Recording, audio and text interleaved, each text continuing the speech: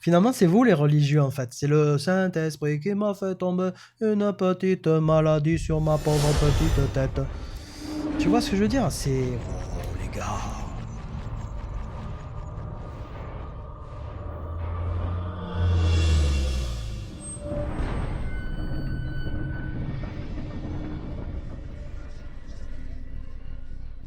Ah, c'est pas mal ça, tiens, ça fait une bonne tête de zététicien pour participer au débat. Ou alors... Ah là, on dirait Brice de Nice. Non, je vais garder la tête de zététicien, voilà. Donc salut à tous, salut les mutants, ça le fait pas sur le t-shirt? Ouais, ça le fait sur le t-shirt, c'est cool. Salut les mutants donc, et on va s'intéresser au fight sur le cancer. Franchement, j'avais autre chose à faire, mais j'ai dit bon allez, c'est pas grave, je participe, je rentre dans la bagarre. Alors, je vais essayer d'aller droit au but et d'être mieux organisé que toi. Parce que, alors, tu commentes une vidéo de Thierry Casasnovas, Régénère, qui parle du cancer, c'est pas la première fois, et tu vas le critiquer. Donc, la vidéo de Thierry fait 20 minutes, et toi, en 1h40, tu vas arriver à critiquer, on va dire, et à commenter 3 minutes du début de cette vidéo, c'est-à-dire quasiment rien. C'est-à-dire qu'en gros, Thierry n'a encore... Enfin, pardon, il faut pas dire Thierry, il faut dire Jean Michmuche. Comment tu l'appelles? Tu l'appelles Jean Michmuche de Maisonneuve, voilà. Donc moi, je vais t'appeler, du coup, bah, parce qu'il faut faire la part des choses. Alors, je vais t'appeler Jean-Robert Ne Pas Nuire, d'accord? Donc, Jean-Robert Ne Pas Nuire, en 1h40, tu vas commenter 3 minutes de la vidéo de Jean Michmuche de Maisonneuve. Putain, c'est compliqué, hein. Je sais pas si je vais tenir jusqu'au bout avec ces faux noms, mais bon, on va essayer. Donc, pour parler du cancer et pour parler de ce qui te paraît aberrant, bon ben ok. Donc moi j'ai fait l'effort de regarder ta vidéo 2 fois, 1h42. Je l'ai regardé 2 fois, donc ça fait 3 heures. Et la deuxième fois que j'ai regardé, j'ai pris des notes et des points de repère, des minutages. J'ai essayer de comprendre ton discours que je connais, puisque évidemment j'ai un petit avantage. À la fois je connais le discours de Thierry par cœur, puisque je suis un fan et un défenseur de l'hygiénisme, et à la fois je suis un fan et un défenseur de la méthode scientifique, donc je connais aussi la position de la science et des médecins sur la maladie et le cancer. Donc ça sera peut-être un peu plus emmerdant avec moi de débunker ma vidéo, si jamais un zététicien veut s'y prêter. Pourquoi? Parce que je suis un peu un défenseur, un amateur des deux écoles, d'accord? Et je pense essayer de passer beaucoup de temps à comprendre l'un et l'autre, et surtout passer beaucoup de temps, et c'est ce que je vais essayer de vous expliquer dans cette vidéo, à me figurer pourquoi on s'entend pas et pourquoi on n'est pas d'accord. Et alors qu'en fait, après que vous ayez écouté ce que je vous ai dit, normalement, on devrait être d'accord à 80-90%, ce qui serait déjà pas mal. Ok? Donc, si vous avez la patience, écoutez cette vidéo jusqu'au bout et peut-être on va finir par s'entendre. Alors, tout d'abord, à 16 minutes, je note que tu t'offusques du fait que Thierry va présenter des témoignages et tu dis, bon, les témoignages, j'ai rien contre, ça s'appelle un case report, mais ça n'a aucune valeur. Alors, c'est vrai, je m'intéresse aussi à la zététique grâce à un ami qui se reconnaîtra s'il regarde la vidéo. Je m'intéresse à la zététique, je trouve ça très intéressant. Et c'est vrai qu'un témoignage, potentiellement, on peut lui faire dire ce qu'on veut, ça n'a pas forcément de valeur. Chaque camp peut présenter des témoignages qui disent blanc, l'autre qui disent bleu, l'autre qui disent noir, et ça mène pas toujours à quelque chose. Donc, la méthode scientifique, je suis d'accord avec vous, la méthode scientifique, la procédure pour faire des recherches, est la méthode qui a le plus de valeur et celle sur laquelle il faut s'arrêter. Il n'empêche que, avant d'appliquer la méthode scientifique, il faut avoir des idées. C'est-à-dire qu'il faut émettre des hypothèses. C'est comme ça que les grands chercheurs, c'est comme ça qu'Einstein, c'est comme ça que tous les gens qui ont découvert quelque chose, ils ont d'abord émis quelque chose qui n'était pas scientifiquement prouvé, ils l'ont intellectualisé, ça serait pas con, tiens, c'est pas con, mon bon sens, ma logique me dit ça, et maintenant, appliquons la méthode scientifique pour vérifier si c'est vrai ou faux. Le problème, c'est que dans le monde aujourd'hui, qui est une société capitaliste libérale, et vu la complexité de faire des études avec double aveugle, ceci, cela, machin, ça coûte du pognon. Qui va financer? Il faut quelqu'un qui finance. On ne peut pas faire une étude que vous allez accorder du crédit, dire ouais, cette étude, j'y crois, elle est faite correctement sur la méthode scientifique, j'y accorde du crédit. Pour ça, il faut qu'il y ait des budgets. Et les budgets, qui va les donner? Les multinationales, les entreprises? Est-ce qu'une entreprise va donner un budget pour faire des études sur... voyons un truc sur lequel j'aimerais bien qu'il y ait des études, il n'y en a pas. La leucocytose alimentaire, voilà. Le fait qu'il y ait des globules blancs qui arrivent pour se battre après l'ingestion de nourriture cuite. Parce qu'avec la nourriture crue, évidemment, ça ne le fait pas. Est-ce que vous êtes posé la question déjà? Et il y a eu des études qui datent des fois de 1930 ou le truc comme ça. Est-ce qu'aujourd'hui, ça a été continué? Est-ce qu'il y a vraiment des études sérieuses là-dessus? Non, il n'y en a pas assez en tout cas. Et s'il y en avait, peut-être qu'on découvrirait que la nourriture d'un être humain, c'est la nourriture crue. Et que dès que c'est cuit, le corps considère ça comme... C'est pour ça qu'il envoie des leucocytes pour se battre. Considère ça comme un poison. Ok? Bon, bah, c'est pas le sujet de cette vidéo, mais en fait, si, ça l'est. Parce que c'est pour vous dire que l'hygiénisme que je défends et que je comprends et que j'essaie d'appliquer à moi-même, pas suffisamment, mais je fais mon maximum et j'essaie de m'améliorer avec le temps. L'hygiénisme considère que l'alimentation d'un humain n'est pas du tout l'alimentation qu'on a aujourd'hui et que l'alimentation n'est pas le seul facteur de risque. Il y a aussi le sommeil, le stress, les polluants, etc. Donc on va se rejoindre là-dessus parce que pour vous, c'est des facteurs de risque, on va en reparler dans un instant. Donc quoi qu'il en soit, Thierry, dans ses vidéos sur le cancer, termine par un témoignage d'un gars qui était en phase terminale, cancer du foie, je crois, et qui se dit guéri, qui dit qu'il a fait ses rapports, ses tests, ses analyses, et que tout ça est disponible. Et toi, tu dis, ah oui, mais moi, je veux voir, il va falloir me fournir les études, les preuves. Ben, vas-y, elles sont là. Contacte ce gars. Tu veux quoi? Tu veux qu'il t'appelle? Ou alors, Thierry, il faut bien que ça aille dans un sens ou dans l'autre. Il faut que soit celui qui l'a fait contacte les médecins, que les médecins s'intéressent au cas, puisqu'il prétend avoir tous les documents, il prétend que son médecin était super ébahi, qu'il a toutes ses analyses, tous ses textes, etc. Ben, allez vérifier, mais ça s'est déjà fait plein de fois, et ça finit toujours, ah ouais, c'est vrai, c'est étonnant, mais bon, bah, c'était un cas à part. Ok. Parce que c'est vrai qu'il n'y en a pas beaucoup des cas comme ça. Pourquoi il n'y en a pas beaucoup? Parce qu'il n'y a pas beaucoup de gens qui décident tout d'un coup de prendre, lorsqu'on leur annonce qu'ils ont un cancer, de prendre en main leur santé, de se dire, bon, je vais essayer une méthode avec un processus de changement de lifestyle, etc. etc. Bon, bref.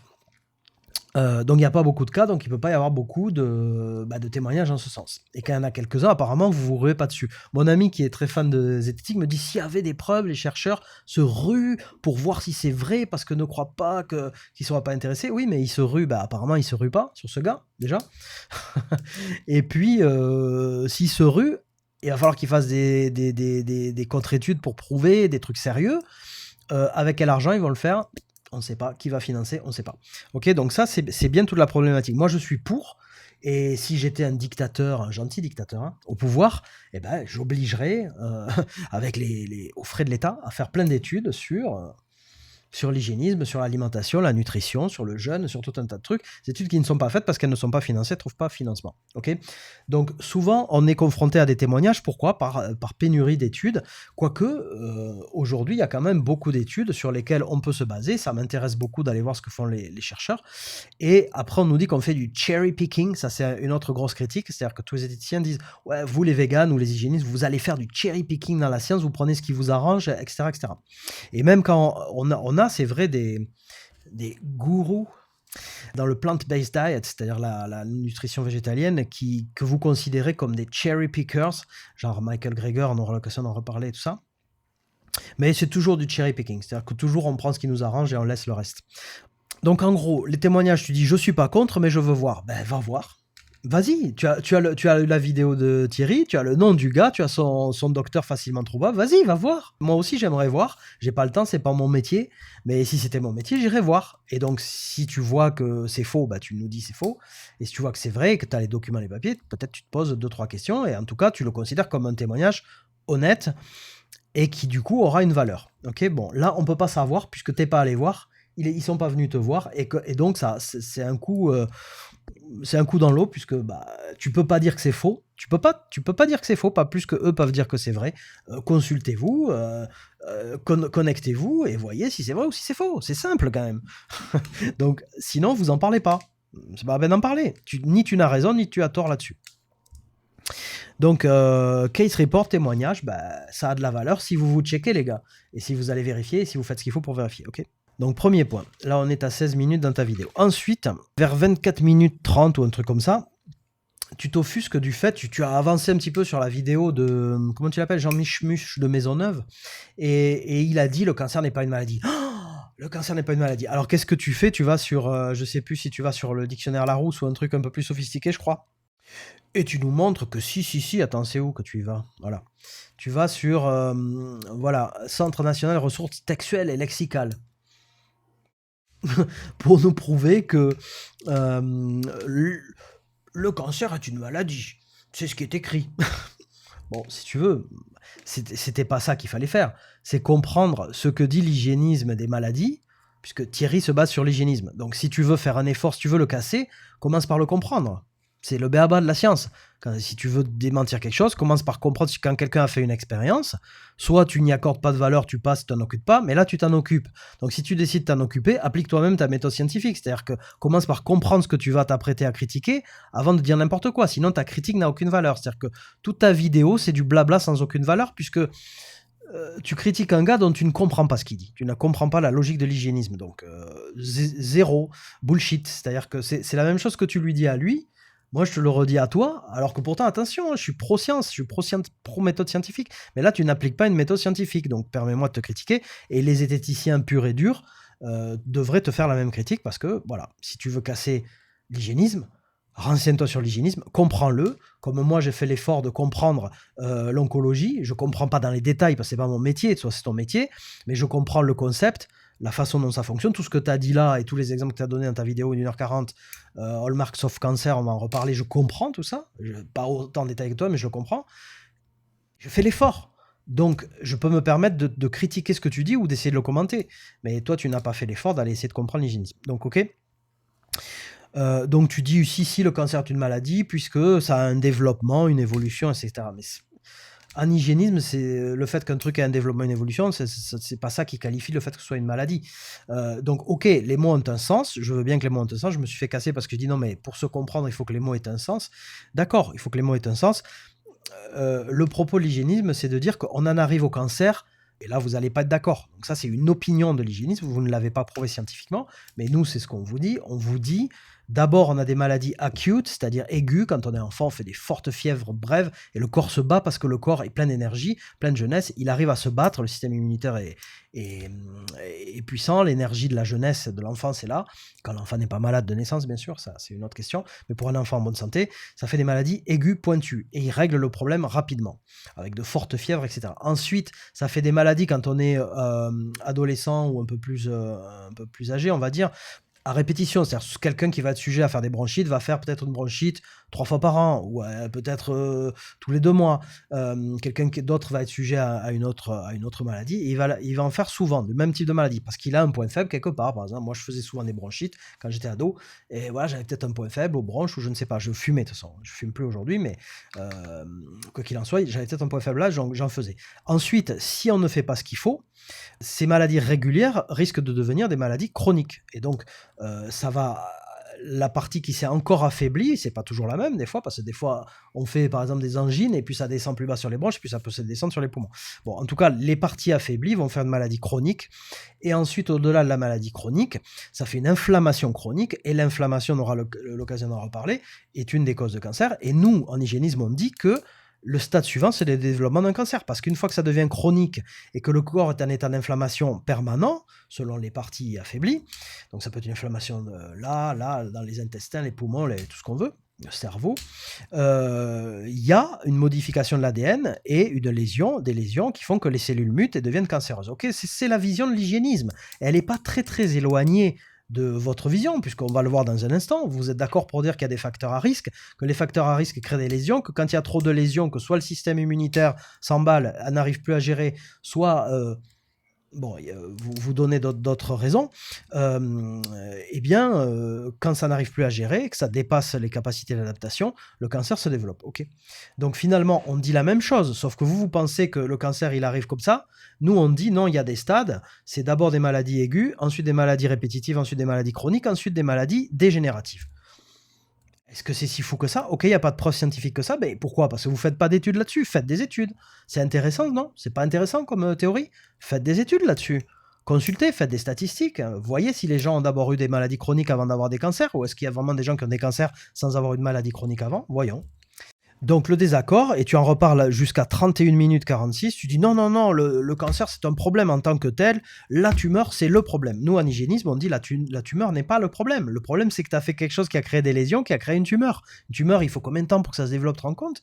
Il faut 7 ans, entre 7 et 14 ans je crois pour qu'une tumeur se développe, selon où elle est-ce qu'elle est. Donc, et c'est bien le désaccord entre l'hygiénisme et l'allopathie, on va dire, même si vous n'aimez pas le mot allopathie, c'est que en hygiénisme, on va s'intéresser à la cause. C'est-à-dire, on dit non, la tumeur est une conséquence d'un truc qu'on a mal fait. Et ça, c'est tout le truc que vous pouvez pas entendre. Vous pouvez pas l'entendre. Et ça va y revenir plusieurs fois. On va y revenir plusieurs fois dans le développement de cette vidéo. Donc, vous, la tumeur, c'est le problème. Et voilà, c'est un problème en tant que tel.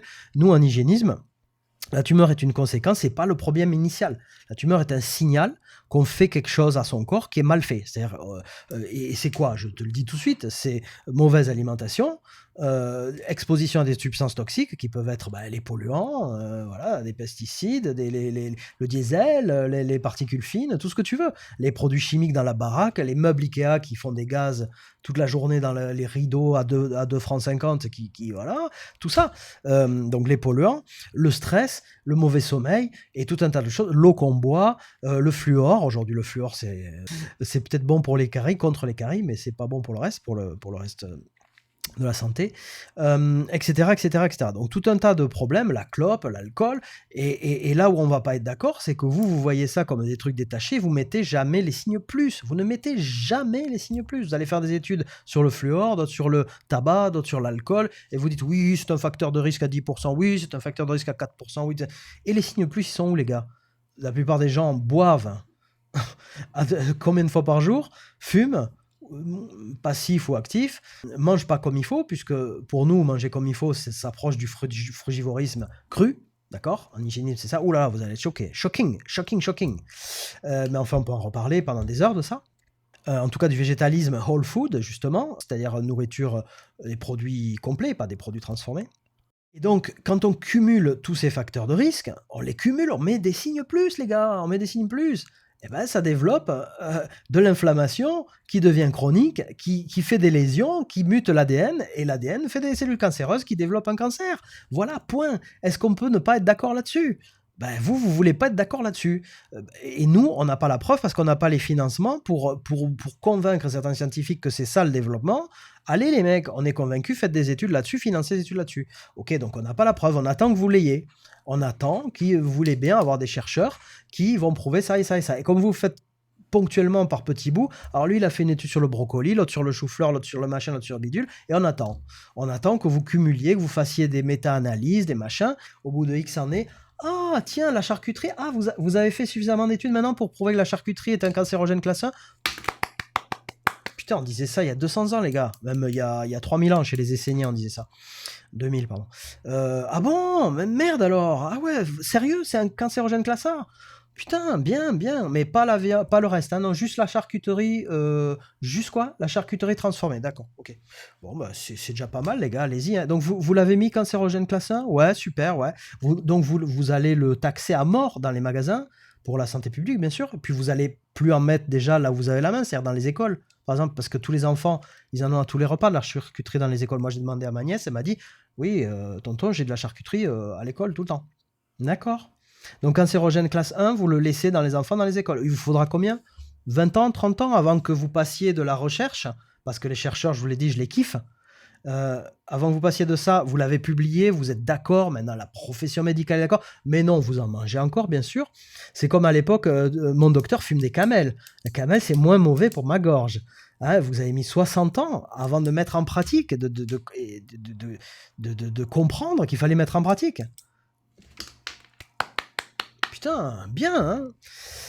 Donc, combien d'années vous allez nous faire attendre pour déjà mettre en pratique ce sur quoi vous êtes d'accord? C'est-à-dire, on ne parle même pas de Jean Michemuche de Maisonneuve. Moi, je vous parle de ce sur quoi vous-même vous dites que c'est vrai. Putain, les mecs, allez au boulot. C'est bien de l'avoir dit, mais quand est-ce qu'on fait quelque chose pour? Quand est-ce qu'on le met en pratique? Ok. Pour nous, en hygiénisme, le cancer est le développement ultime de la maladie qui commence, et c'est pour ça qu'on dit on a le contrôle dessus, on a le pouvoir dessus, ça commence par ce qu'on fait, par le lifestyle. Dieu merci, ça y est, aux États-Unis, alors il faudra encore 30 ans avant que ça arrive en France, puisqu'on a toujours 20-30 ans de retard, aux États-Unis, il y a la lifestyle médecine qui commence à émerger, on aura l'occasion d'en reparler tout à l'heure, avec tout ce que vous appelez les gourous du lobby vegan. Waouh, plant-based diet. Les mecs, c'est un lobby maintenant, tu sais. Genre, la charcuterie, les produits laitiers, tout ça, c'est pas des lobbies qui existent depuis des siècles. Non, mais maintenant, il y a le lobby vegan là. Alors là, oui, là, il y a un gros lobby vegan. Bref, ce qui est vrai d'ailleurs, il va y avoir, les industriels vont sauter sur l'occasion de faire du pognon avec le véganisme et le végétalisme, ça c'est clair, mais qu'est-ce qu'on y peut nous? Vous sautez sur les occasions de faire du pognon avec tout de toute façon. Donc si maintenant la science commence, Dieu merci, à prouver que c'est meilleur d'être végétalien, ben vous allez sauter sur l'occasion de faire des produits végétaliens, voilà, c'est tout, mais on n'y est pour rien, hein, voilà, vous sautez sur tout ce qui fait du pognon, donc c'est pas notre faute. Bref, donc le cancer n'est pas une maladie, pour nous non, c'est un symptôme, et en hygiénisme on cite souvent cet exemple, donc je le cite ici, le gars est dans sa voiture, il a plus d'essence, il y a le voyant qui clignote essence, c'est voilà, c'est un exemple qu'on fait souvent, et le gars il dit merde, voyant clignote, c'est pas bien, je suis pas content, il va taper avec un marteau, il va casser le voyant, il dit ah putain ça y est, ouf, j'ai soigné le problème, j'ai guéri le problème, le voyant clignote plus. Bon, ben, vous prenez la maladie comme ça. L'allopathie, vous voyez un symptôme, que ce soit le nez qui coule, un rhume, jusqu'à une inflammation, vous vous donnez un anti-inflammatoire. Vous ne demandez pas si le corps a une raison d'enflammer. C'est pas peut-être pour amener des globules blancs, c'est pas peut-être pour aider à soigner qui s'enflamme le corps. Non, mais vous arrêtez l'inflammation. Bon, ben, et vous demandez pas si ça crée un autre problème derrière. Ça vous dit, on a arrêté l'inflammation, c'est cool, voilà. Et donc, le nez il coule, le mucus il coule, on va empêcher de couler le mucus. D'accord, qu'est-ce qui devient le mucus? Il a disparu, par enchantement, il est plus là? Non, il est toujours là, et peut-être il se passe autre chose, peut-être il devient autre chose. Mais tout ça, non, pour vous, symptôme, j'arrête le symptôme.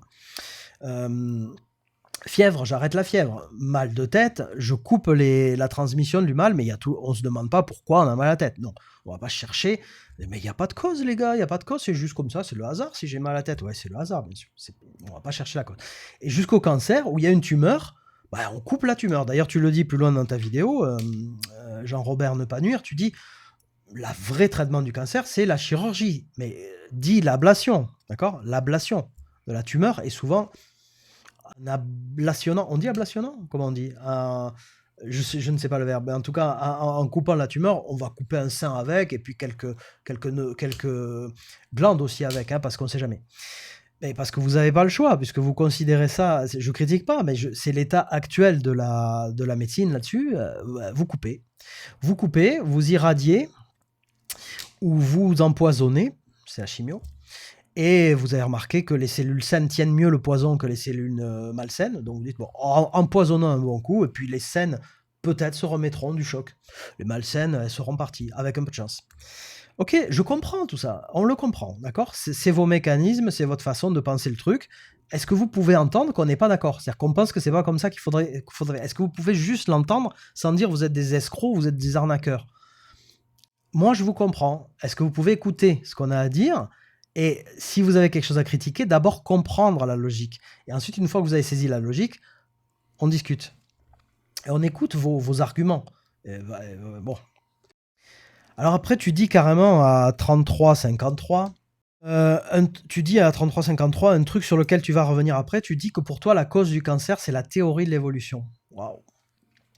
C'est-à-dire, de ce que je comprends, et tu me diras si c'était pas ça que tu voulais dire, mais tu as compris, toi, c'est pas prouvé scientifiquement, hein, c'est ce que toi tu dis, hein, d'accord? De la même manière que quand je dis c'est une opinion, je suis d'accord pour dire que j'ai des opinions, des trucs pas prouvés. Là tu es d'accord pour dire que c'est une opinion de toi, hein, c'est pas la science qui le dit, hein. Il n'y a pas eu des recherches faites là-dessus. Donc toi tu dis que tu penses, donc, primum non nocere, Jean-Robert Ne Pas Nuire, tu penses que la cause du cancer, c'est la théorie de l'évolution, c'est-à-dire que tu te dis, bon ben, la nature, attention, tu fais un appel à la nature, comme nous.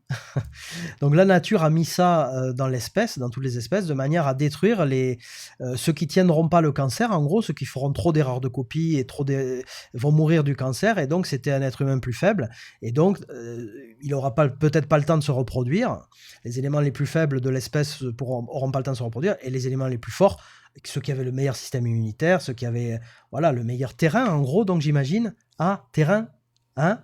Vous n'êtes pas trop pour le terrain, hein? C'est pas trop votre truc. Et pourtant, en hygiénisme, il n'y a que ça pour nous, le terrain. On y reviendra tout à l'heure.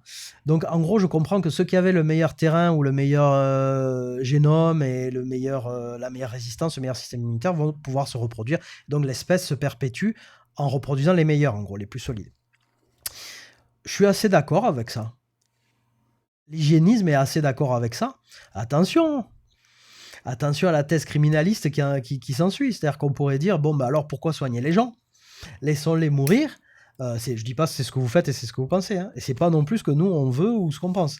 Mais n'empêche que c'est ce qui vient à l'esprit.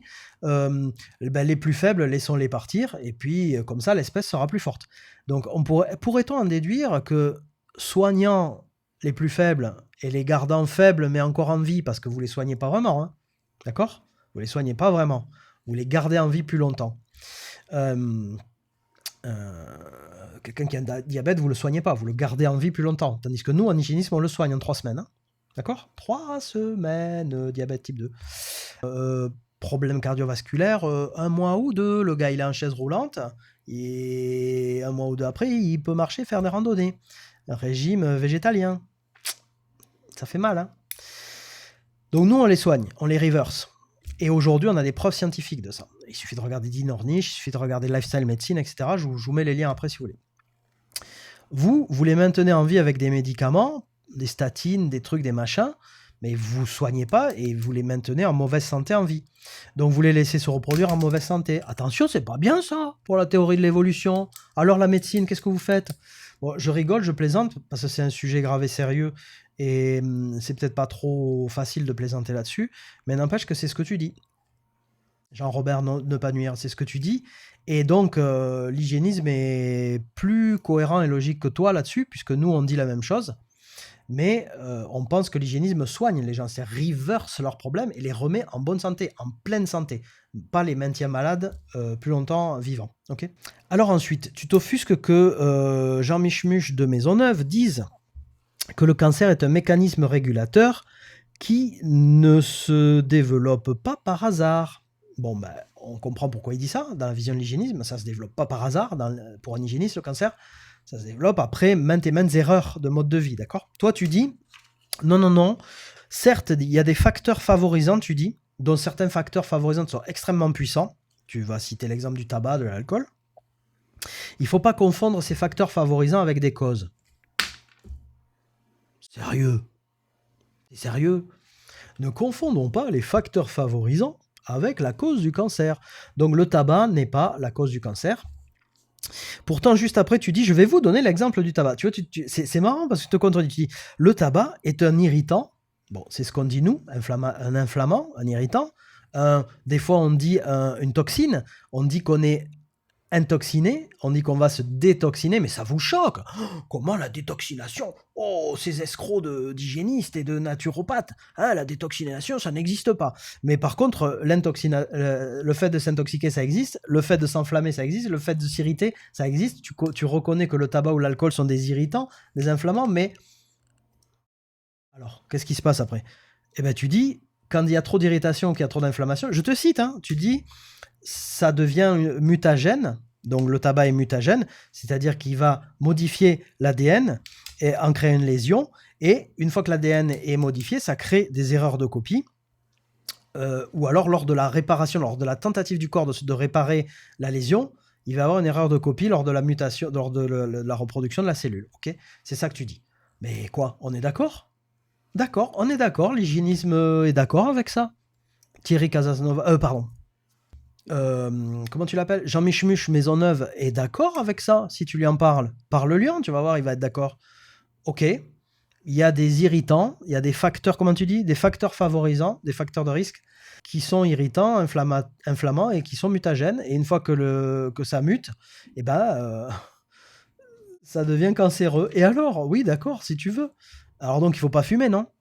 Donc, tu es d'accord qu'il ne faut pas fumer, il faut changer son mode de vie et ne pas fumer. Tu vas être d'accord qu'il faut changer son mode de vie et ne pas boire d'alcool. Mais tu continues à en boire, attention. Tu vas être d'accord qu'il faut changer son mode de vie et ne pas boire de coca. Si toutefois c'est irritant, inflammant et mutagène. Alors c'est là après qu'on diffère. C'est-à-dire que vous ne regardez pas toutes les études peut-être, ou on ne regarde pas les mêmes. Hein, on ne fait pas le cherry picking sur les mêmes études. Peut-être vous faites du cherry picking sur les mauvaises études. Ou alors c'est nous qui faisons du cherry picking sur les mauvaises, on va savoir. En tous les cas, moi, je te sors 1 million d'études, si tu veux, surtout aujourd'hui, en 2019, tu vois, qui montrent tous les éléments dans l'alimentation qui sont inflammatoires, mutagènes. Ouais, et là, il faut parler d'épigénétique après. Et c'est ça qu'on commence à voir. Bon, mais je m'avance sur les questions suivantes, donc on va rester cool. Donc, tu dis le tabac, mutagène, irritant, modifie, crée des lésions, modifie l'ADN, qui fait des erreurs de copie. Donc, on parle des erreurs de copie. Et sur ce point-là, l'hygiénisme dit non, le cancer est un mécanisme régulateur.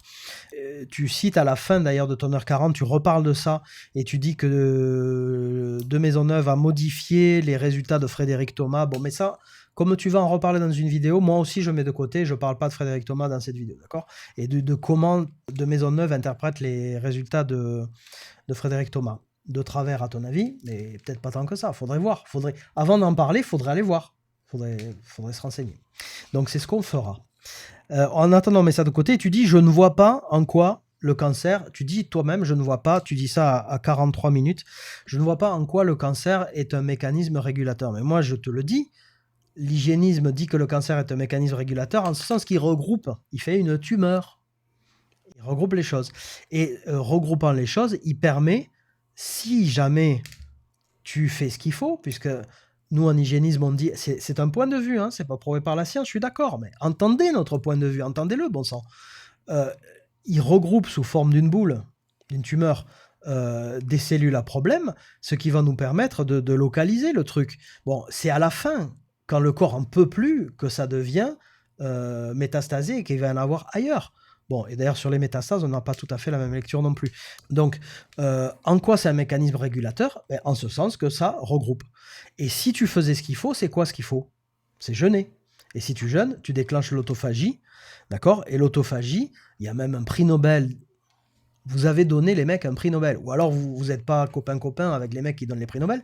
Vous avez donné le prix Nobel en 2016 à Yoshimori Osumi, ou je ne sais pas le dire, mais bon, en tout cas, un chercheur qui a fait des recherches de fou sur le jeûne. Vous lui filez le prix Nobel au mec, il vous parle de l'autophagie, il dit en quoi ça peut réguler... bon, et alors, il faudrait que vous continuiez, ça. Continuez les mecs, putain. Continuez, parce que nous, on ne peut pas vous proposer plus que des témoignages. C'est-à-dire que, par exemple, en hygiénisme, on a des centres de jeunes, dont un excellent qui s'appelle Tanglewood, qui est sans doute le meilleur au monde, au Costa Rica. Le mec a fait jeûner 3000 personnes. Il y a des femmes avec des cancers du sein qui repartent sans cancer du sein après avoir jeûné 26 jours.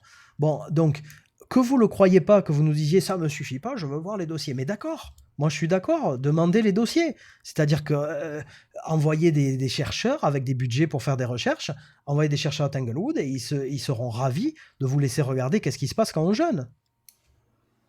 Voilà, mais vous n'allez pas le faire. Qui va financer? Tu vas payer, toi? Tu connais quelqu'un qui va payer ça? Voilà, vous avez un peu cherché, Walter Longo a cherché sur le jeûne, il a publié des résultats, mais c'est pas suffisant. Eh ben, financez les trucs, mais qui va payer? Tu vois ce que je veux dire? Bon, enfin, c'est bouché. Donc, comment te dire? Pour l'hygiénisme, la régulation, c'est que ça groupe. Avant de métastaser, avant d'exploser partout, d'avoir du cancer partout, il y en a d'abord à un endroit, ça reste localisé. Et si tu fais ce qu'il faut, attends, si tu entends le message et que tu fais ce qu'il faut, c'est-à-dire que tu arrêtes le plus possible tous les facteurs à risque, comme tu dis, ou les facteurs favorisants, tu les arrêtes, tu changes ton mode de vie, lifestyle médecine, dont l'alimentation fait partie, mais pas que, sommeil, repos, anti-stress, respiration, ce que tu respires, ce que tu bois, tout ça, les substances polluantes ben voilà, tu changes tout ça, tu jeûnes, parce que c'est le mécanisme naturel du corps de jeûner, et au bout de 3 jours, tu vas déclencher le mode d'autophagie, qui va d'abord s'attaquer aux cellules cancéreuses. C'est une opinion, mais cette opinion, il y a des hygiénistes qui l'ont eu il y a bien longtemps et qui l'ont mise en pratique et qui l'ont testé, certes pas avec des études en double aveugle, avec ceci, cela, avec machin. Faites-le les mecs, c'est votre boulot. Faites-le. Vous ne le faites pas, vous ne le financez pas, ok? Donc puisque vous ne le faites pas, c'est pas nous qui allons payer de notre poche ces trucs-là. Donc nous, qu'est-ce qu'on fait? On monte des centres de jeunes et on teste. C'est-à-dire qu'il y a des gens qui viennent, ceux qui veulent venir de leur propre volonté. Et oui, c'est payant parce que on vit dans un monde payant. Si vous mettez demain, parlons des sociétés évoluées où il y aurait plus d'argent, on pourrait faire tout ça sans demander à faire payer. Mais sinon, comment tu survis? Comment tu finances ton centre de jeunes, la bouffe, les chambres, les trucs de repos, comment tu finances tout ça si tu fais pas payer les gens? D'accord? Donc quand tu reproches à Thierry aussi de faire payer, de faire du business avec des extracteurs de jus ou des trucs comme ça, mais comment tu veux qu'ils vivent, Thierry? Il faut qu'ils vivent de quelque chose, d'accord? Tu veux qu'il fasse quoi d'autre? Qu'il aille travailler toute la journée, puis que le soir, il fasse un peu de de naturopathie? Naturopathie, c'est pour simplifier, mais bon, on s'est compris. Donc, chacun essaye de vivre de ce qui le passionne dans la vie et essaye de pratiquer ce qu'il a envie de pratiquer dans sa vie. Toi, c'est l'oncologie. Thierry, c'est l'hygiénisme et les soins naturels. D'autres, ce sera autre chose. Moi, c'est la musique, ou il y a d'autres gens, c'est autre chose. On essaye de pratiquer ce qui nous passionne et de gagner sa vie avec. Comment tu veux faire? Là, c'est un autre problème, c'est un problème de société. changeons la société, les mecs, dans ce cas. Moi, je suis d'accord, j'ai la solution, même, si tu veux. Ça s'appelle Jacques Fresco, ça fait longtemps que ça existe et personne ne veut le faire, ça intéresse personne. Bon, ben, tant pis.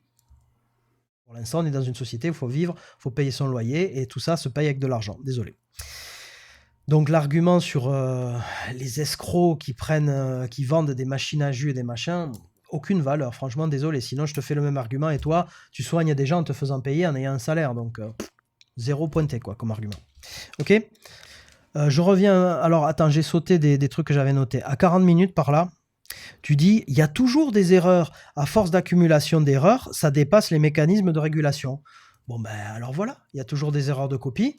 À force, ça dépasse les mécanismes de régulation. Et comme j'ai dit dans le chat quelque part, je sais plus où, je te dis, ben, qu'est-ce que tu penserais de réfléchir 2 secondes à l'idée que, ok, on aura tous des erreurs de copie, il vaut mieux que le débordement de nos capacités de régulation se fasse quand on aura 120 ans ou quand on aura 60 ans. Bah, il vaut mieux qu'il se fasse le plus tard possible, non?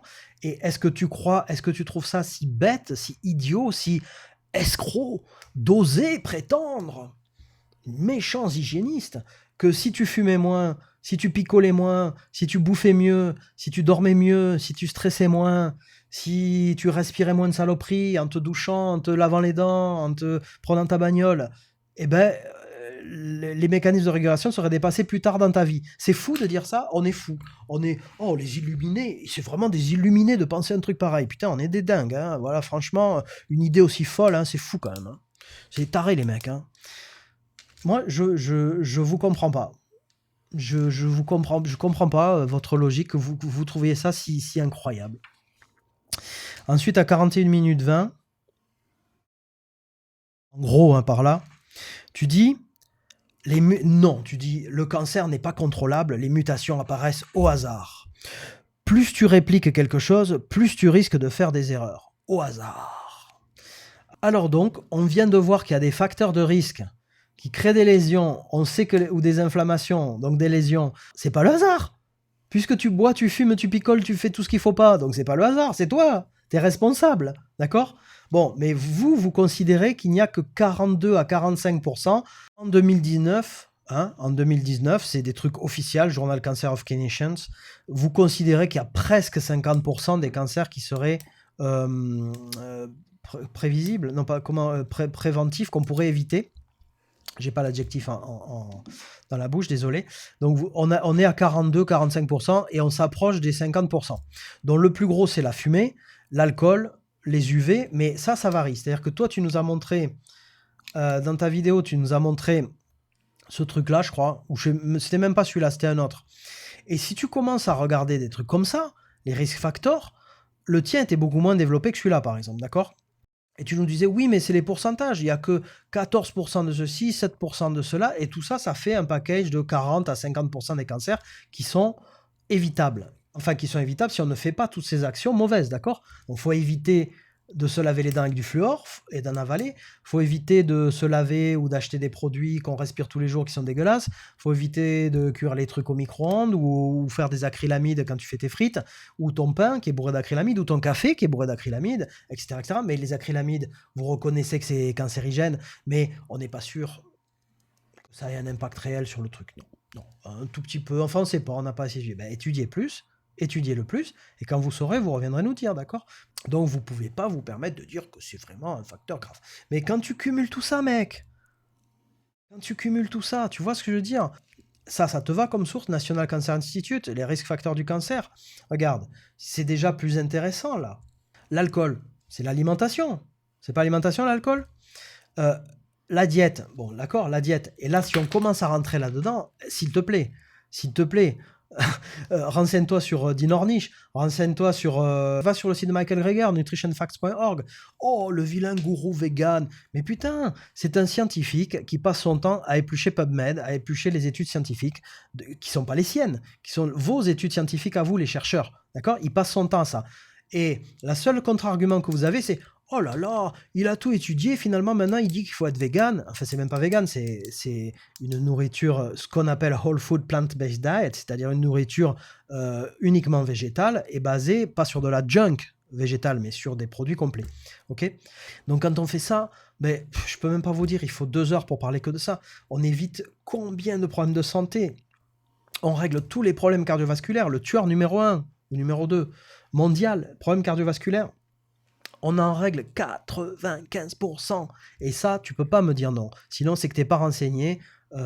C'est tout. Sur tout ce qui est cardiovasculaire, diabète, hypertension, AVC, et maintenant ça commence vers Alzheimer, tout ça. En fait, on est en train de découvrir quoi? Que l'artérosclérose, avec l'alimentation qu'on a, commence à l'âge de 10 ans maintenant. 10 ans, avant on disait 20 ans, d'accord? Mais à 20 ans, elle se voit déjà. Si tu ouvres les artères de quelqu'un qui a 20 ans et qui a un régime alimentaire américain, européen, tu vois l'artérosclérose déjà à l'âge de 20 ans dans ses artères. Demande au chirurgien cardiaque. Voilà. Mais à l'âge de 10 ans, elle commence déjà. On sait qu'elle commence à l'âge de 10 ans. T'imagines? Ça veut dire que depuis que tu es tout petit, la saloperie que tu bouffes tous les jours, 3 fois par jour, commence déjà à te niquer la santé.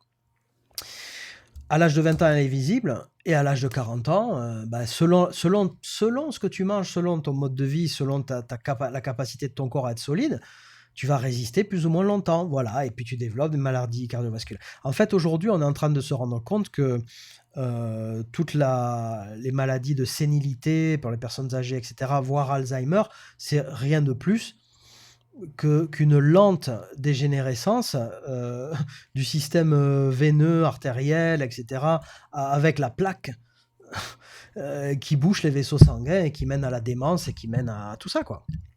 Donc, et à l'Alzheimer, probablement, c'est pas prouvé, c'est comme mon opinion, mais il y a ce qu'ils appellent tout un corps, tout un tissu d'évidence qui commence à exister aujourd'hui et qui va prouver ça.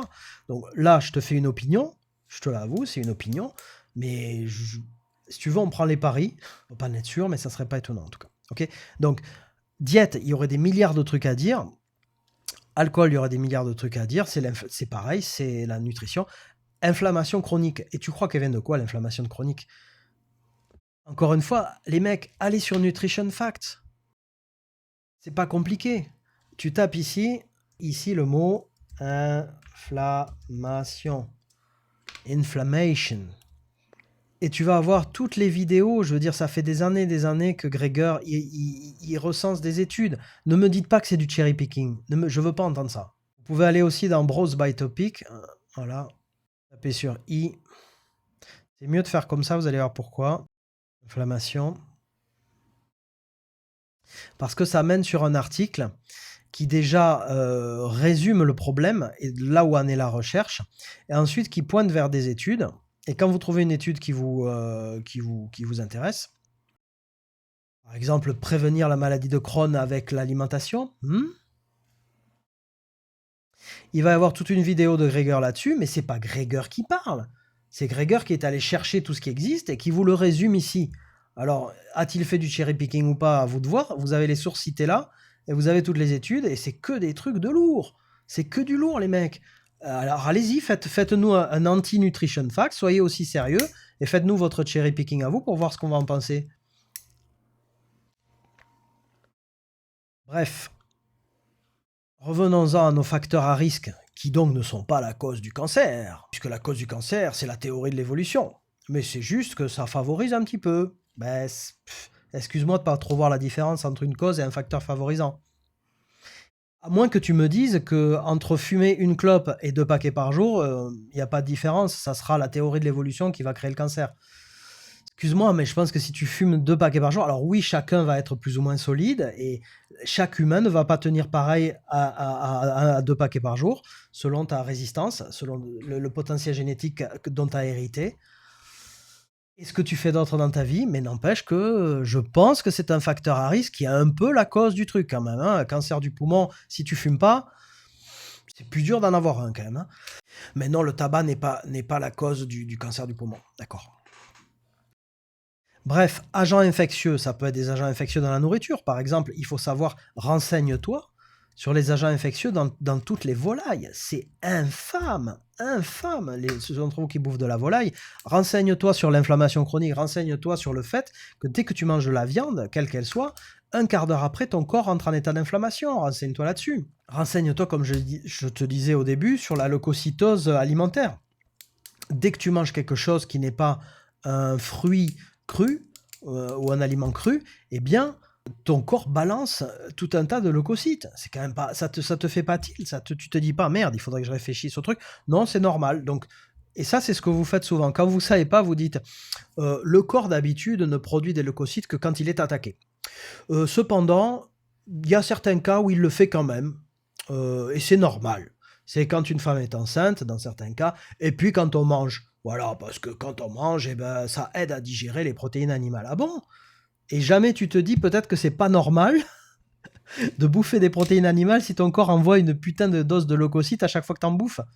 Ou chaque fois que tu manges, que tu cuis un truc, alors que quand tu le gardes cru, il envoie pas les leucocytes. Mais non, c'est normal. Tu trouves ça normal. Ça te fait pas réfléchir. Excuse-nous, excuse les hygiénistes de réfléchir. On réfléchit, les mecs. Putain, merde. Ah, c'est dommage, hein. Et d'ailleurs, mon ami avec qui j'ai souvent des débats me dit ouais, mais attention, il n'y a rien de plus. Je lui dis, moi, je me base sur mon bon sens pour déduire des trucs. Il me dit, mais attention, il n'y a rien de plus dangereux que de se baser sur son bon sens. Comment ça, il n'y a rien de plus dangereux que de se baser sur le bon sens? Je suis d'accord pour dire que ça ne suffit pas. C'est-à-dire, c'est pas parce que mon bon sens me dit que puisque le corps envoie des leucocytes quand je mange la viande, il faut plus manger de viande. Ça suffit pas. Mais ça suffit à avoir envie d'aller faire des études. Pourquoi vous les faites pas? Faites les études, bordel. Moi, c'est pas mon métier. Donc, mon bon sens, je l'utilise. Je vois que vous n'avez pas fait les études ou très peu, donc je prends ce que j'ai, je fais du cherry picking. Et après, vous me dites, ah oui, mais tu n'as pas la preuve. Ben, ça me suffit. Ça me suffit pour changer mon mode de vie parce que je me fie à mon bon sens en attendant le bon vouloir de vous, messieurs, les scientifiques, que vous vouliez bien aller me faire les études dont j'ai besoin. Vous les faites pas. C'est pas mon métier, c'est pas moi qui vais les faire. Mais venez pas m'attaquer comme quoi il n'y a pas les études. Allez les faire. Ou alors montrez-moi l'étude qui dit bon, on a refait le truc et non, quand tu manges la viande ou quand tu manges des aliments cuits, c'est pas vrai qu'il y a une leucocytose alimentaire qui se crée dans les intestins. Non, c'est pas vrai. Ou alors on a compris pourquoi et c'est parce que c'est pour une autre raison, c'est parce que ça et ça. J'attends. Ensuite, l'obésité, c'est encore la nutrition, voilà.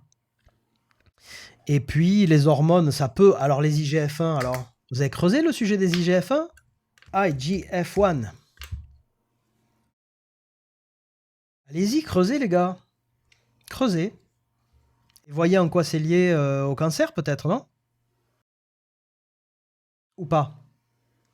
Qu'est-ce que vous en pensez? Alors je sais très bien que quand il liste hormones, ici dans les facteurs de risque, il parle pas de ça a priori, hein.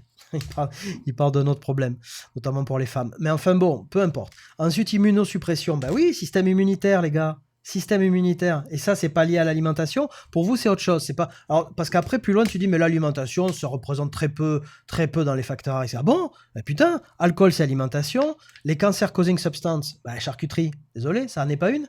L'inflammation chronique, la bouffe, c'est le principal cause d'inflammation chronique. La diète, bon, ben merci, vous l'avez mis, c'est gentil. Les hormones, il peut y avoir un problème d'IGF-1. L'immunosuppression, bah ouais. Qu'est-ce qu'il y a l'immunosuppression? Vous voulez que je vous liste toutes les études qu'il y a qui montrent en quoi l'alimentation détruit le système immunitaire, l'efficacité du système immunitaire? Peut-être que quand à chaque repas, 3 fois par jour, vous balancez des globules blancs pour attaquer, pour attaquer les morceaux de cadavres que vous mettez dans le gosier, peut-être que le système immunitaire est moins puissant peut-être pour faire autre chose en même temps, peut-être, ou pas? Peut-être que quand vous dormez pas le nombre d'heures minimales qu'il faut, aux heures où il faut, peut-être que le système immunitaire est moins puissant. Peut-être que quand vous buvez de l'alcool, peut-être que le système immunitaire est moins puissant. Enfin, tu vois ce que je veux dire? Donc, désolé, quand tu dis l'alimentation y est pour très peu, pour nous, en hygiénisme, l'alimentation y est pour beaucoup, beaucoup, beaucoup. Tu vois? Désolé. Obésité, bon voilà. Radiation, bon mais d'accord. D'accord, radiation. Sunlight, alors sunlight, on ne sera pas d'accord non plus. Oui, bien sûr, la forte exposition au soleil est mauvaise, surtout en fonction de la qualité de ta peau, et la qualité de ta peau dépend de ce que tu manges, désolé. Et peut-être que si ta peau est en train d'essayer d'éliminer ce que tes reins n'arrivent pas à éliminer, peut-être que quand le soleil vient taper dessus, ça peut faire un problème. Alors que si ta peau n'est pas chargée de toxines que tu es en train d'éliminer parce que tes reins ne sont pas surchargés par toute la viande et tout le fromage, peut-être que ta peau peut supporter un peu mieux le soleil. Enfin, tu vois, tout ça, c'est la façon de penser l'hygiénisme. Et pour vous, c'est « Oh, c'est dingo, c'est des dingues, c'est des extrémistes, ils sont complètement fadas et puis ils n'ont aucune preuve. » Ben non, on n'a pas les preuves, puisque vous ne nous faites pas les études. Faites-nous les études sur comment la peau d'un végétalien réagit au soleil par rapport à la peau d'un omnivore. Allez-y, j'attends l'étude. Je veux la voir. Si j'avais un quelconque pouvoir dans le domaine, je commanditerais ce genre d'études. Qui va payer? Le tabac, etc., etc. Bon, on était sur les facteurs à risque. J'avance parce que sinon on n'en finit plus. Alors à un moment donné, à 44 minutes et des bananes, 44 minutes 14, quelqu'un te demande l'alimentation peut-elle altérer l'ADN? Et toi tu dis oh non, si peu. Ou alors oui, peut-être à long terme, tu dis. Lol. Eh ben, intéressez-vous à l'épigénétique. Je me suis fait dire, tu m'as dit dans les commentaires, commence par t'intéresser aux bases et quand tu maîtriseras les bases, on pourra parler d'épigénétique. Ok, c'est pas mon métier, encore une fois, c'est une opinion, mais je suis les recherches et encore une fois, va voir Dinornish. Et Dinornish a fait toute une étude. Pour l'instant, malheureusement, il a eu les finances que pour faire sur le cancer du pancréas, mais avec l'alimentation, il renverse et il guérit le cancer du pancréas. Voilà. Et s'il ne le fait pas sur le cancer du côlon ou autre chose, c'est parce qu'il n'a pas eu encore les financements pour vous produire des études sérieuses sur d'autres types de cancers. Donc il a commencé par le cancer du pancréas. Allez déjà consulter ça. Admettons qu'on parle que de ce qui est prouvé scientifiquement. Allez déjà prendre les études de Dinornish, qui est une des personnalités dans la médecine aux États-Unis la plus cotée. Il a été nommé par Obama pour gérer la prévention de l'État américain. Merde, c'est quoi? C'est un Jean Michmuche de Maisonneuve, lui aussi. Le mec qui a changé le régime alimentaire, qui a sauvé Bill Clinton en le mettant végétalien. Le mec qui a dirigé le service prévention des États-Unis. C'est un guignol. Bon, donc ce gars-là va te dire on peut soigner et renverser le cancer du côlon par une alimentation végétalienne. Merde, à la fin, faites votre boulot. Renseignez-vous, confrontez, et si vous n'êtes pas d'accord avec lui, vu que c'est pas un guignol, vu que c'est pas un gars comme moi, ou vu que c'est pas comment tu dis, un Jean Michmuche de Maisonneuve, ben, confrontez-le. Je croyais que c'était ça la méthode scientifique. Quand vous n'êtes pas d'accord, essayez de prouver qu'il a tort. Allez-y, refaites sa truc et essayez de prouver qu'il a tort. Voyons, j'attends. Bon, avançons. Donc toi, Jean-Robert, comment je t'ai appelé? Jean-Robert ne pas nuire. Les facteurs qui pourraient être, alors pas des causes, hein, puisque tu veux pas que ce soit des causes, mais des responsables d'augmenter le nombre d'erreurs de copie. Il faut vraiment parler votre langage, sinon on est des guignols. Donc ces facteurs-là qui seraient modifiables dans le mode de vie représentent pour toi 40 à 45%, enfin selon votre école. Je fais remarquer que si on revient 60 ans en arrière, vous disiez pas que l'alcool ou le tabac était responsable du cancer, ni que la nutrition. Aujourd'hui, vous commencez à être prêt. Donc en fait, ce pourcentage de 40-42%, aujourd'hui 45%, il augmente. Il y a quelques années, c'était 30, il y a quelques années, c'était 25, il y a quelques années, c'était 10. Hein? Donc, moi, je te prédis un truc, ce n'est que mon opinion, je n'ai pas de preuve scientifique, mais je te prédis qu'à la fin, ça sera 95% de facteurs liés au mode de vie modifiables sur lesquels on a du pouvoir. Et donc, c'est là qu'on rejoint Jean Michmuche de Maisonneuve qui te dit, vous avez un pouvoir. Alors lui, il dit absolu, et ça t'a pas plu quand il a dit absolu. On a un pouvoir absolu sur le contrôle du développement du cancer. T'as dit non. Ah non, je peux pas te laisser dire ça, Jean Michmuche de Maisonneuve. Non, je peux pas te laisser dire ça. Et moi, je te dis que je suis d'accord avec lui, sauf que je dirais pas absolu, je dirais presque absolu. C'est-à-dire que je pense qu'il y a 5%, 5 à 10%, et c'est d'ailleurs vous qui le dites. Tiens, regarde. Alors, est-ce que je suis sur un site sérieux ou pas, là, Jean-Robert? Regarde. Cette année, plus d'1 million d'Américains et plus de 10 millions dans le monde sont attendus pour développer un cancer. Une maladie généralement connue pour être... comment on dit déjà? J'arrive pas à trouver la traduction française de ça. C'est-à-dire qu'on peut prévenir. On peut prévenir. Si seulement 5 à 10% des cas de cancer peuvent être attribués à des effets génétiques, il semble que 80-90% aient des racines dans l'environnement et dans le mode de vie. Ces facteurs de mode de vie incluent la cigarette, les nourritures frites, la viande rouge, l'alcool, l'exposition au soleil abusive, les polluants environnementaux, les infections, le stress, l'obésité, l'inactivité physique. Qu'est-ce que tu veux que je te dise? C'est pas avec moi que t'es pas d'accord, c'est avec Springer Pharmaceutical Research. Désolé, mettez-vous d'accord les gars. Moi je te prédis que dans quelques années, tu finiras par me dire que 90-95% des cancers ont des causes environnementales de mode de vie sur lesquelles nous avons un pouvoir presque absolu. D'accord? Et que 5 à 10% viennent effectivement de cas, et tu vas passer du temps dans ta vidéo plus tard à nous en parler, contre lesquels on ne peut rien. Tu vois ce que je veux dire? Et toi, tu vas dire lié au hasard. Même ceux-là ne sont pas liés au hasard du point de vue de l'hygiénisme. on n'y peut rien, d'accord? C'est pas en buvant du jus de carotte qu'on va y changer quelque chose, ni en devenant malheureusement végétalien à ces cas-là, parce que c'est trop avancé. Mais peut-être que là, on en reviendrait, et ça fait pas plaisir à dire, à ce que tu nous disais sur le développement de l'espèce. Peut-être qu'il y a, hélas, et je suis même sûr qu'un jour, la science, quand elle sera vraiment maturée et qu'elle pourra y remédier, parce que peut-être un jour, on pourra, quelqu'un qui a un cancer qu'on ne peut pas réparer du sein ou du tube digestif, peut-être qu'un jour on pourra créer un faux tube digestif. La science aura tellement avancé qu'on sera capable de créer un tube digestif artificiel et on pourra le sauver, tu vois ce que je veux dire? Donc je suis pro technologie, pro science. Je vous dis les mecs, continuez. Vous êtes sur la bonne voie. Mais aujourd'hui, à mon avis, d'un point de vue hygiéniste, vous faites de merde, voilà. Vous faites beaucoup de bêtises. Mais c'est la voie normale de développement et de compréhension dont la science a besoin pour maturer. Donc, d'un côté, je vous en veux pas. Bon, on avance. À 49 minutes 30, je sais pas combien ma vidéo va durer, mais bon, à 49 minutes 30, tu nous expliques que on n'a pas bien compris qu'en fait, pour la médecine, la façon de traiter un cancer, c'était la chirurgie. Voilà. Et là, c'est bon pour les cancers solides. Tu nous dis le principal traitement, c'est la chirurgie. Je te cite en tant que traitement curatif, c'est-à-dire que ça soigne pour toi. Dans ton esprit, la chirurgie soigne. C'est le point pivot, tu nous dis. Voilà. Alors désolé, pour un hygiéniste, pour un Jean-Michel de Maisonneuve, c'est aberrant ce que tu dis. C'est le fameux coup de, je l'ai dit en début de vidéo, je le répète, je crois que je l'ai déjà dit. J'ai la voiture, je vais bientôt tomber en panne essence, j'ai le clignotant qui se met à clignoter, je frappe dessus, il s'éteint. Oh putain, j'ai retiré le problème, c'est bon, je suis sauvé. Donc voilà, une tumeur, oh, mon Dieu, on charcute. Alors tu nous expliques plus loin, ça m'a plu d'ailleurs, c'est bien, j'aime écouter les médecins qui expliquent comment ils font et tout. R0, R1, R2, R0 pour bien faire, quand on opère, il faut enlever plus d'1 centimètre autour de la tumeur pour s'assurer qu'on ne la touche pas et qu'on prélève bien autour, plus que ce qu'il faut.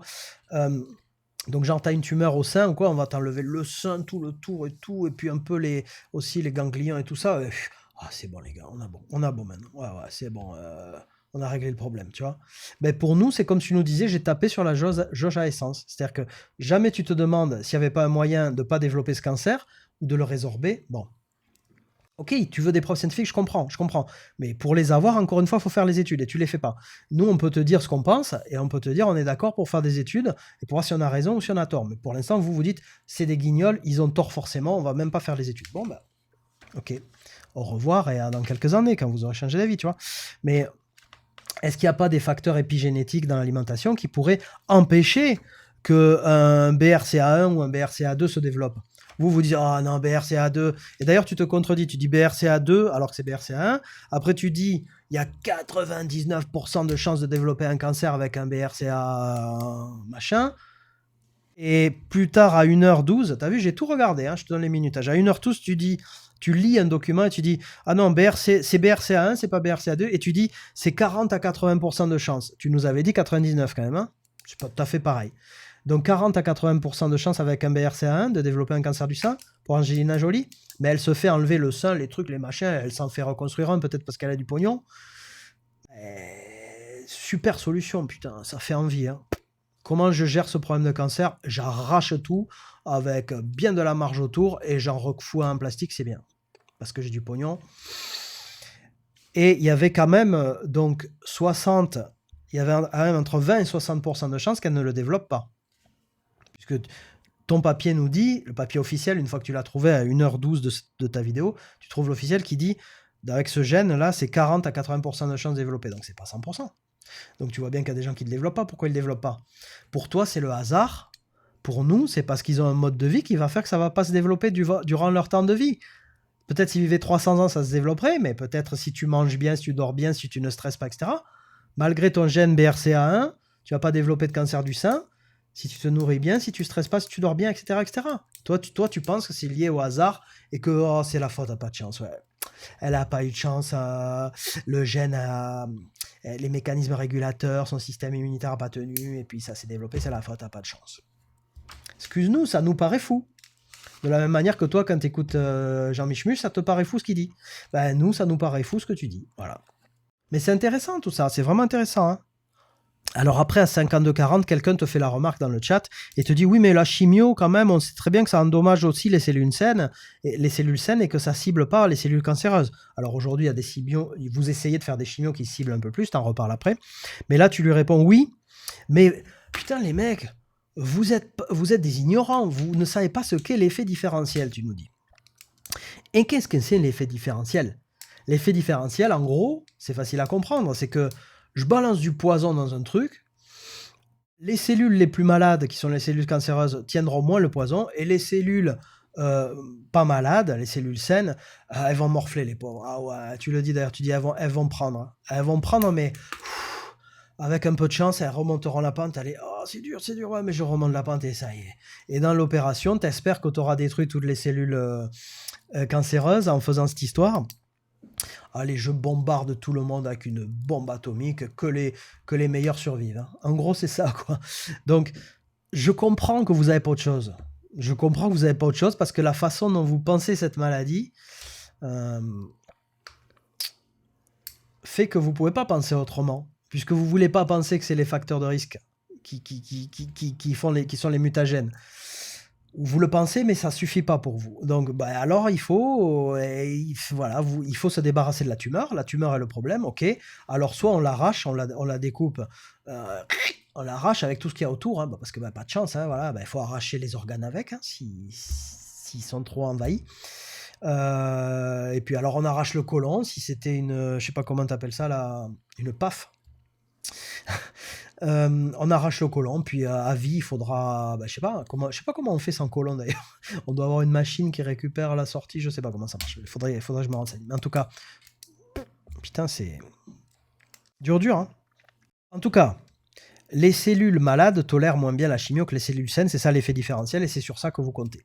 Et la radio, c'est pareil, hein, les rayons, c'est pareil, je bombarde, alors là, soit je bombarde de poison, soit je bombarde de rayons, j'irradie, et puis que les cellules saines survivent et que les cellules malades crèvent, quoi. Bon, je comprends que vous n'avez pas autre chose, mais reconnais que c'est primitif, quoi. Hein. C'est pas des traitements Star Trek, hein, c'est pas c'est bon, il n'y a plus de cancer.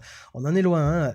Et je pense que la science y arrivera. C'est-à-dire que je pense qu'un jour, même si je suis pas d'accord avec le fait de soigner les symptômes, pour quelqu'un qui veut pas changer son mode de vie, qui veut pas vivre comme un humain est censé vivre, manger ce qu'un humain est censé manger, on le laisse mourir ou on le soigne? Bon, c'est gentil de vouloir le soigner, tu vois. Bon, on fait un petit billet au passage, mais ça, c'est la vie, c'est la société. C'est gentil de vouloir le soigner, et en voulant le soigner, on essaye d'être le moins invasif possible. En 2019, on est très invasif et on fait très mal. En 3000, peut-être que vous aurez toujours pas changé votre façon de penser. Vous direz toujours non, il faut taper sur le symptôme, il faut taper sur le clignotant, mais on est un peu moins invasif et on fait un peu moins mal au reste du corps ou à la personne en enlevant, en arrachant, en brûlant ou en empoisonnant. On saura cibler, on saura mieux. Bon, voilà. Ok, je suis d'accord, faisons-le tant que les gens ne veulent pas changer de se soigner autrement et être dans le préventif, faisons-le, d'accord, on va pas laisser crever, hein, voilà, bon, c'est comme ça. Et si l'espèce dégénère à force de faire ça, c'est peut-être ce qui est arrivé déjà, hein, peut-être il y a déjà une espèce humaine qui a dégénéré, qui construisait des pyramides, qui a voulu faire pareil, et puis, bon, ou pas, hein, peut-être c'est un déluge, ouais, c'est d'autres sujets, attention, conspiration, attention, le gars, il est aussi, est-on allé sur la Lune? La Terre est-elle plate? Bon, je plaisante. La Terre est ronde, ne vous inquiétez pas. Bon, allez, on avance. 55 minutes 20. Tu reviens sur l'histoire. Tu dis vraiment, non, vraiment, il n'y a que 45% des cancers sur lesquels on pourrait peut-être agir. Le reste, c'est de la malchance. C'est le hasard. Eh ben, pas d'accord. Pas d'accord. Voilà, comme je te l'ai montré, hein, je te remontre. Juste 5 à 10% des cancers peuvent être attribués à des défauts génétiques. Mettez-vous d'accord entre vous déjà. Donc Thierry, pas Thierry, il faut que je dise Jean Michemuche de Maisonneuve, revient encore là-dessus, il dit « Nous avons un pouvoir absolu sur le cancer, sur le développement du cancer, en fonction de nos choix de vie. » Et toi tu dis « Ça me pose un énorme problème. J'avoue, tu dis « La cancérologie, c'est injuste, c'est la fatalité, c'est le pas de bol. » Nous aussi, ça nous pose un énorme problème, que tu crois ça, tu vois. Ça nous pose un énorme problème, dans l'autre sens. Après, tu dis plus on vieillit, plus on a de chances de voir un cancer. C'est principalement ça le problème. Donc en fait, et d'ailleurs, ici, là, tu vois, sur les causes, aging, c'est-à-dire vieillir, le vieillissement, l'âge, vous le mettez, vous le mettez comme une cause du cancer. Mais tu te rends compte, c'est juste ça, tu peux marquer ici égal ignorance. Voilà. Ça, c'est synonyme de ignorance, le vieillissement. Et pourquoi on vieillit en mauvaise santé plutôt que de vieillir en bonne santé? Non, jamais on se pose la question. C'est pas le vieillissement, c'est ce que tu fais de ta vie, c'est ton lifestyle. Vous appelez ça vieillissement, à cause du cancer, c'est de devenir vieux, la vieillesse. Pourquoi tu vieillis avec une maladie? C'est pas à cause de ce que tu manges, de ce que tu respires, de la façon dont tu dors, dont tu stresses, c'est pas pour ça que tu tombes malade. C'est le Saint-Esprit. Finalement, c'est vous les religieux en fait. C'est le Saint-Esprit qui m'a fait tomber une petite maladie sur ma pauvre petite tête. Tu vois ce que je veux dire? C'est... Oh les gars. Et là tu dis, alors c'est à 58,45.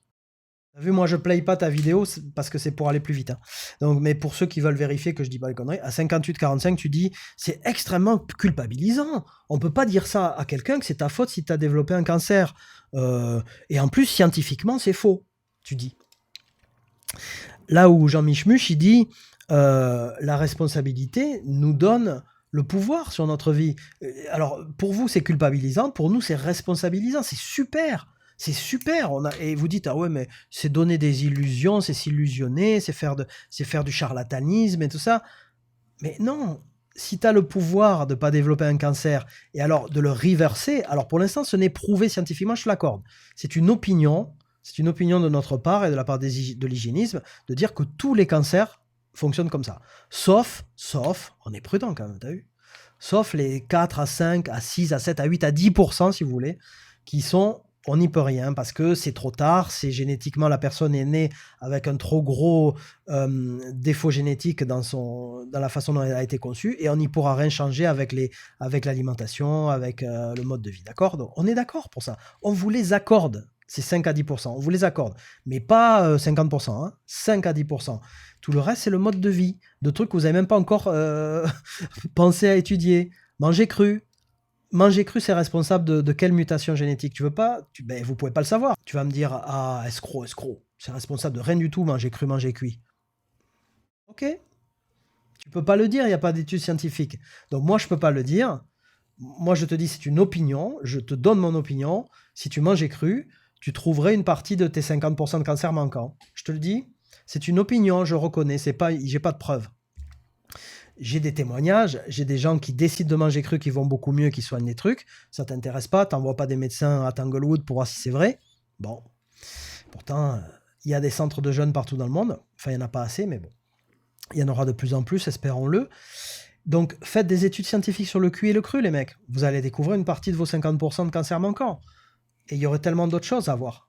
En tous les cas, nous on dit que le fait de se considérer responsable de nos maladies fait qu'on y peut quelque chose, et donc c'est super, c'est une super bonne nouvelle. Et pour toi, c'est oh putain, c'est déprimant, c'est déstabilisant, c'est culpabilisant, pardon. On peut pas dire ça à quelqu'un, c'est ta faute si tu as un cancer. Bon, ok, il y a 5-10% de cas où on peut pas le dire, mais tous les autres cas, il faudrait le leur dire. C'est votre faute, les mecs.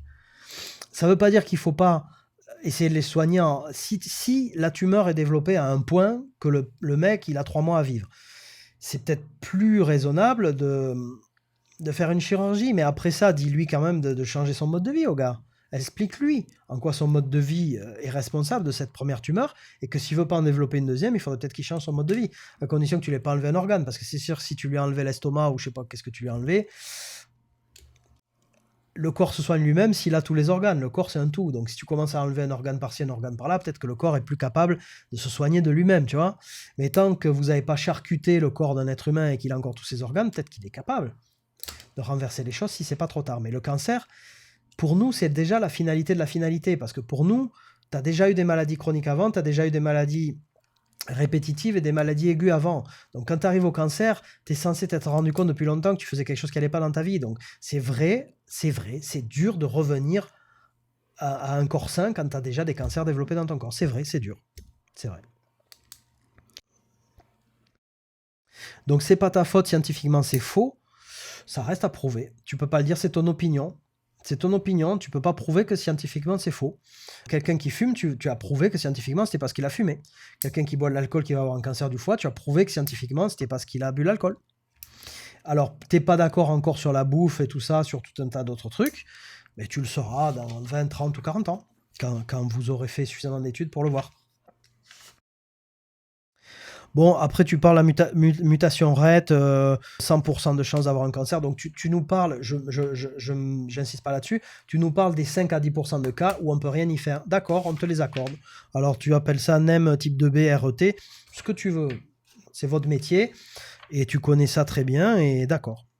Cancer héréditaire, cancer dès la naissance, cancer. Et tu remarqueras que c'est souvent pas des cancers solides, des cancers dès la naissance, puisqu'un cancer, si c'est un cancer solide, il a fallu le temps que la tumeur se développe. Quand on est, c'est souvent des cancers de lymphome, du cancer du sang ou ce genre de trucs. Ils peuvent se développer pendant la gestation. Tu parles de la polypose rectocolique familiale, ok, d'accord. Et tu dis, nique-toi, Jean Michmuche, t'as vu, hein, Jean Michmuche, hein, et là, tu peux pas dire que c'est ton jus de carotte qui va sauver le mec. Ben non, c'est encore une fois dans les 5 à 10% de cas où effectivement, il n'y a rien à y faire. Enfin, faudrait voir d'ailleurs, faudrait voir si sur le rectocolique, est-ce qu'une très très bonne alimentation crue, etc. Je pense pas qu'il pourrait la digérer de toute façon, mais donc je pense que c'est trop tard. Mais faudrait voir s'il n'y a pas quelque chose d'épigénétique qui pourrait renverser le truc. Mais a priori, tu as raison, ça fait partie des 5 à 10% de cas où c'est vrai. C'est triste, mais c'est comme ça. Il faudrait voir pourquoi la personne a développé ça. Quel est le background de sa famille, de ses parents, comment il a été nourri dans son enfance, que mangeaient les parents, ou quel était l'état de santé des parents quand la mère a porté cet enfant, etc. etc. Oula, chaud. Oh non, non, rentre pas là-dedans, cela, alors là, non, escroc vilain. Bon, et là, j'avais noté qu'on en était à 1h05 de ta vidéo. Alors attends, on va aller à 1h05. Voilà. Et que quand tu es là, tu dis, vous vous rendez compte, ça fait 1h05 que je parle et j'en ai commenté que 2 minutes 32 de la vidéo de Jean Michmuche de Maisonneuve, t'as vu? C'est chaud, hein? Et ouais, mais... Prends tout le message et fais comme je fais là. Réponds à l'entièreté du message. Ne t'arrête pas sur un mot, tu vois. Alors après, dans le chat, quelqu'un te dit, mais si, quand même, les facteurs alimentaires, c'est super important. Et toi, tu dis, non, non, non, non. Non, j'ai un master en nutrition et je peux te dire que les facteurs alimentaires sont pas très importants. Le tabac, ouais, l'alcool, ouais. Bon, l'alcool, c'est alimentaire, hein. Désolé. Les UV sont importants, mais l'alimentation, non. Bon, ben, je répète pas, hein, on a déjà vu ça tout à l'heure. Ça dépend ce que tu mets dans l'alimentation. Moi, l'inflammation, je la mets dans l'alimentation. Parce que je considère qu'une grande partie de l'inflammation chronique des humains vient de la façon dont ils mangent.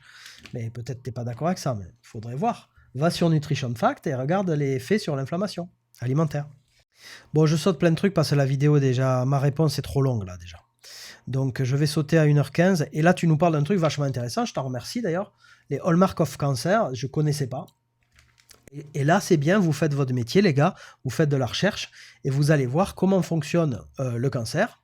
Et tu nous expliques ça. C'est vrai que c'est très, très intéressant.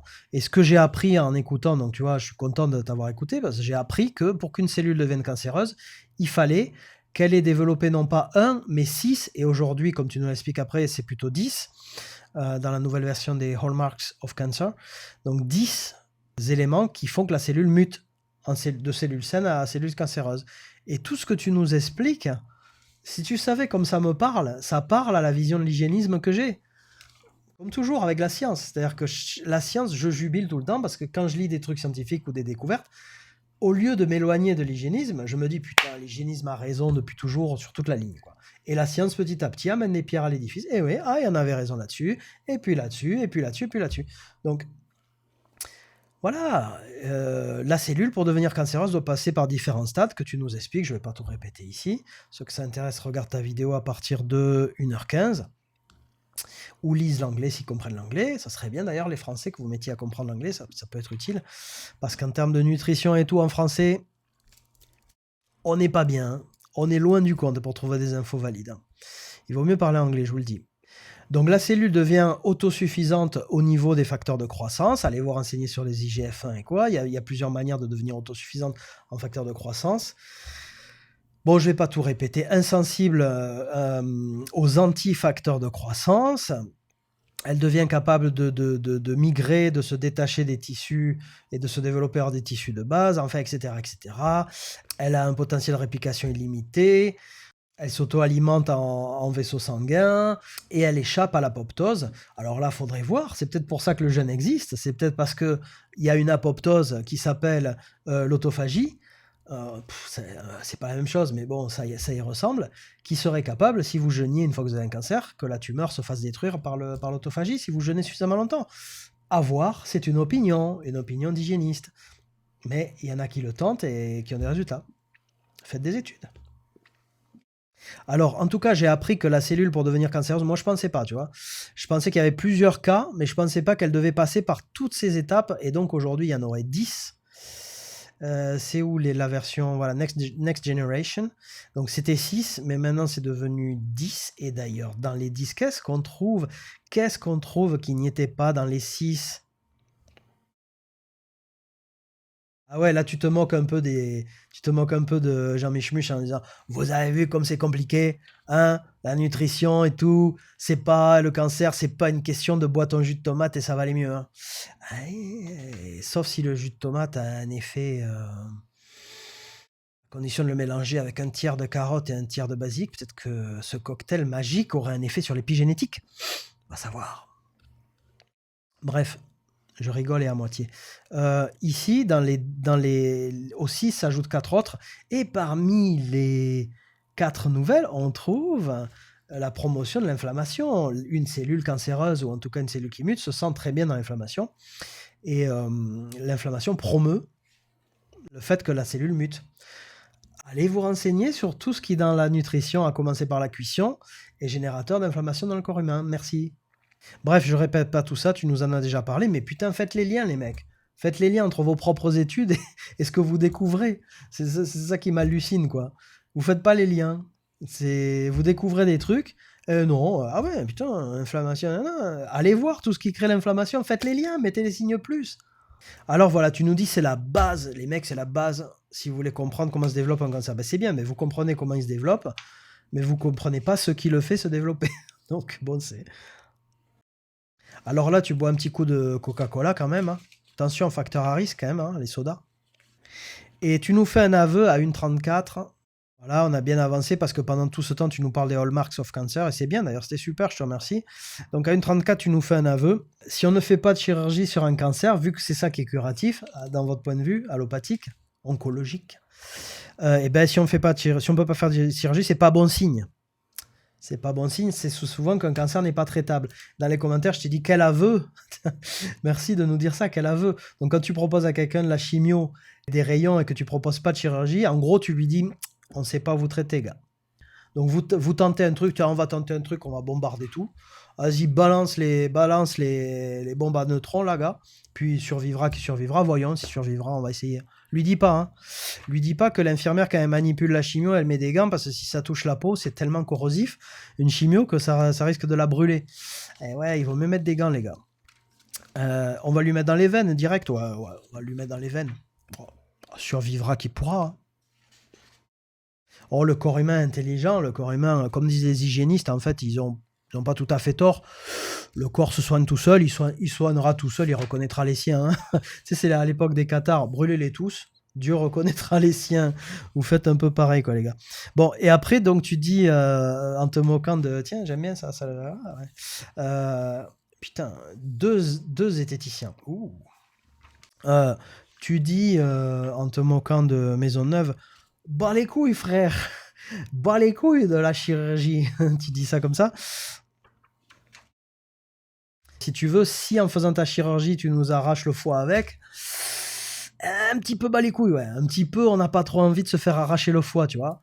Mais bon, dans votre vision, on n'a pas d'autre option, on ne sait pas faire autrement. Donc, ben, c'est où ça où tu vas mourir? Ben, allez, allons-y, arrachons le foie, et puis on mettra un foie artificiel. Mais oui, si vous étiez capable, par exemple, d'avoir d'ores et déjà, et ça viendra, hein, je suis sûr que ça viendra, d'avoir un foie artificiel qui fonctionne très bien, bon, pourquoi pas? Pour celui qui s'en fout pas de devenir un cyborg, bon, on arrache le foie, on fout un foie artificiel, on arrache les poumons, on met des poumons artificiels. Moi, je suis pas contre, dans l'absolu. Si le jour où vous arriverez, je fumerai toute ma vie. De toute façon, si j'ai mes poumons qui sont cramés, on sait faire des poumons artificiels, on va m'ouvrir, on va me mettre des... Ouais, et puis ça marchera tout pareil. Bah, je suis pas contre, d'accord. Mais le problème, c'est qu'on n'en est pas là, tu vois. On n'en est pas encore là. Mais quand on sera là, ça pourra être un choix. Ouais, je choisis ça. J'ai pas envie d'arrêter de fumer, tu vois, c'est trop dur, c'est trop... Je préfère qu'on me remplace mes poumons. Bon, voilà, écoute, je crois que j'ai fait le tour. J'espère que j'ai pas trop sauté de trucs. Dans les commentaires, il y a des trucs qui m'ont fait marrer. Quelqu'un qui me dit que je citais que des gourous de lobby vegan. Le président de l'association de cardiologie américaine, c'est un gourou de lobby vegan. Michael Greger, c'est un gourou de lobby vegan parce qu'il a sorti un best-seller que je vous encourage d'ailleurs à voir, qui s'appelle How Not to Die. How Not to Die, c'est ici. Et tu dis, t'as vu, hein, c'est un salaud, il a fait un best-seller, il est pété de thunes. Non, il reverse tout l'argent à des œuvres caritatives. Donc, il est pas pété de thunes, tu vois. Il fait Nutrition Facts, c'est un truc gratuit, il n'y a rien à vendre. Les mecs, renseignez-vous avant de parler, quoi. Donc voilà, on va en rester là sur le rectum 01. Le cancer est-il une maladie? J'ai envie de dire, on s'en fout. C'est un mot, une maladie. On ne comprend pas ça pareil. J'espère que cette vidéo vous aura servi à comprendre comment pensent les hygiénistes et que vous nous trouverez peut-être moins débiles après avoir entendu ça, ou plus débiles, c'est comme vous voulez. Mais en tous les cas, il me semble que ce que j'ai dit est plein de sens et que ceux qui ont un cerveau avec plus de 120 de QI entendent et se rendent compte qu'on n'est pas si éloigné que ça finalement. J'aimerais qu'on ne soit pas si éloigné que ça. Pour moi, la science n'est pas si éloignée de l'hygiénisme. Au contraire, comme je disais tout à l'heure, la science vient de plus en plus confirmer ce que disait l'hygiénisme. Sur ce, cher ami ne pas nuire, je te dis à la prochaine, pour la prochaine vidéo sans doute.